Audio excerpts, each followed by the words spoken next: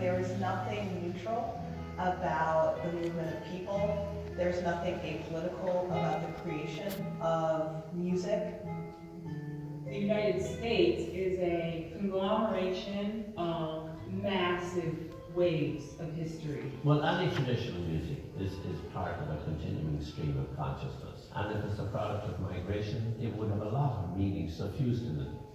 The important thing is to connect the dots, to look at our history, which is a cultural history unlike any other nation. What reflecting on migration does, it requires us to sit in the fullness of the pain of that experience in order to really appreciate the beautiful things that emerge from it.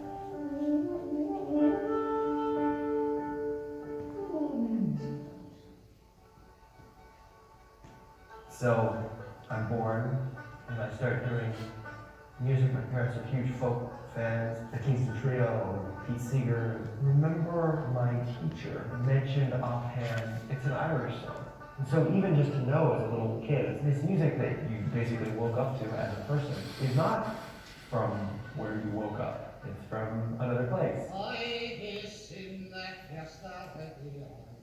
You know, most Americans think of Irish Americans as the immigrants who came to America after the Great Irish Famine in the middle of the 19th century. But there's an earlier migration that, in fact, a lot of Americans don't know much about at all. That is the migration between 1700 and 1800 from the descendants of Scottish settlers who were planted in the north of Ireland by King James I in one of the biggest land grabs in Irish history. And then a fairly unsteady existence. So when the opportunity came to come to America, they took it with open hands.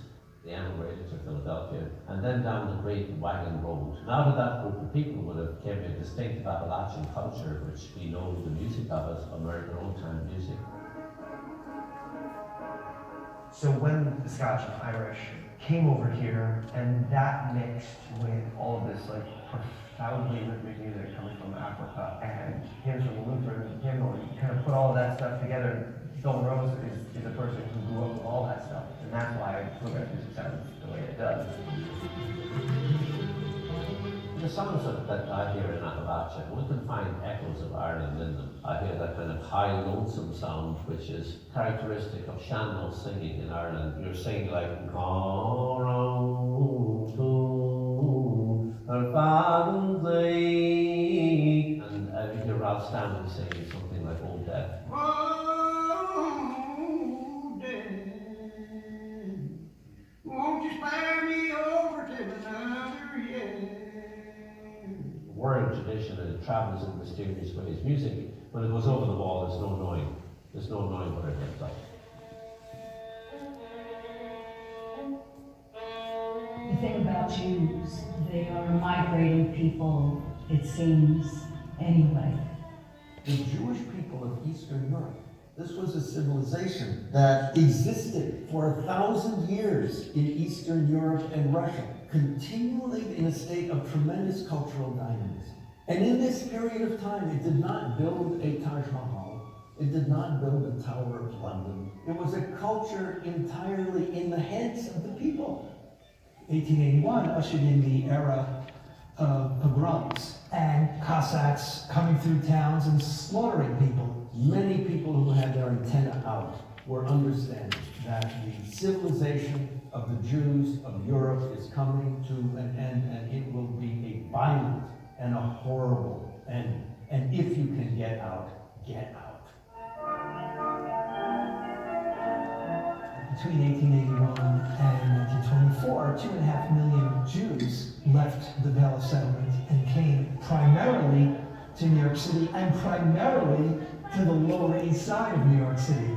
For many years, Second Avenue, the Yiddish theaters, was a thriving place.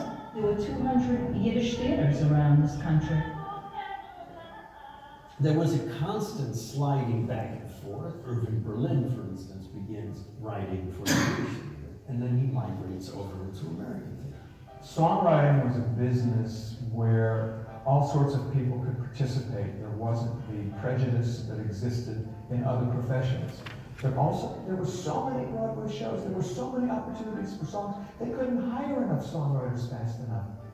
All these writers consciously wanted to express America in their work. They loved the excitement, the pulse of what this country offered at that time. Parents spoke Yiddish between themselves, and they excluded the child because they wanted the child to be an American. On one hand, it meant you were safe. You're used to being persecuted for being what you are, and then you can blend in. Well, let's blend in.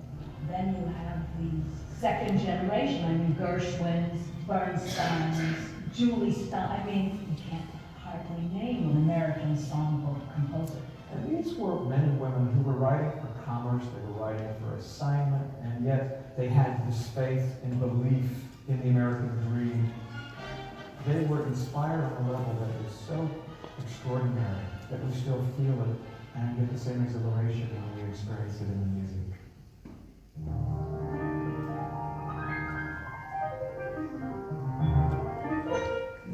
I think the reason why so many jazz musicians have roots to the Southern experience is that that is where I think a truly organic Black cultural form developed. In the moment of the Great Migration, people knew they were doing something that was unprecedented.